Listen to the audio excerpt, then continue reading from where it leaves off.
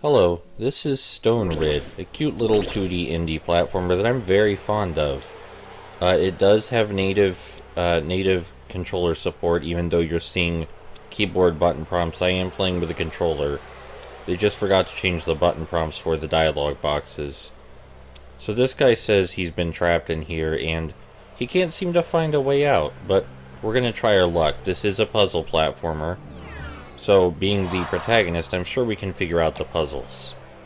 The main idea behind Stone Rid is that we can switch between two dimensions.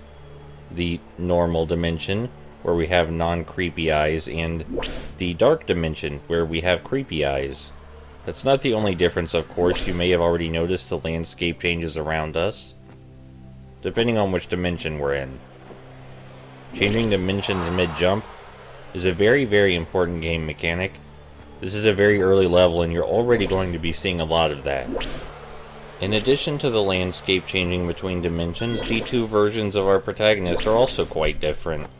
The normal version is much heavier, capable of stomping on enemies, and moves much slower, while the dark dimension counterpart with the creepy eyes can jump much higher, moves much faster, but can't stomp enemies and instead bounces off of them.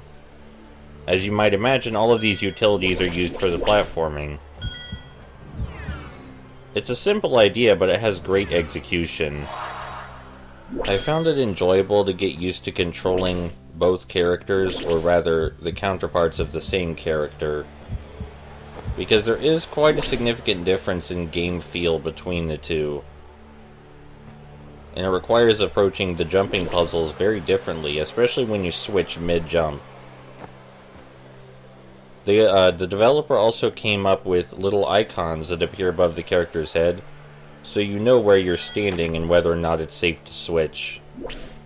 I would mostly call this game a puzzle platformer because the main challenge comes from figuring out how to approach each jump, where you need to shift dimensions and why, and how to best use each version of your character's abilities. But it's also Twitch-based in some respects, because after you figure out what you have to do, you have to switch between dimensions rather quickly. So in addition to being mostly a puzzle platformer, you also need to have reasonably fast reflexes. And I do realize this dimension switching mechanic has been done before and will be done more in the future.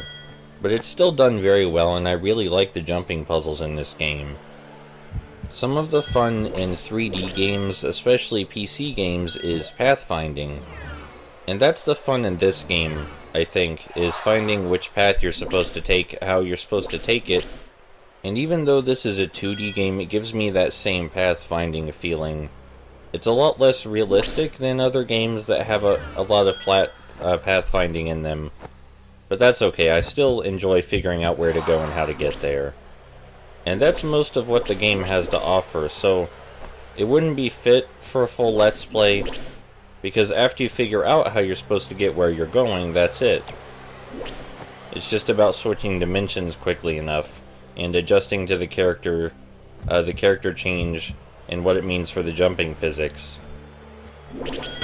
There are also some score and speedrunning aspects in place for people who like to replay levels to beat their best time or get a better score, which I imagine could add some longevity to the game. And I want you to understand, just because I don't have a lot to say about Stone Rid doesn't mean it's inadequate or bad.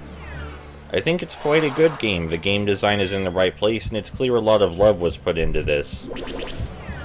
I really like it, it's nice. Anyway, that was Stone Rid.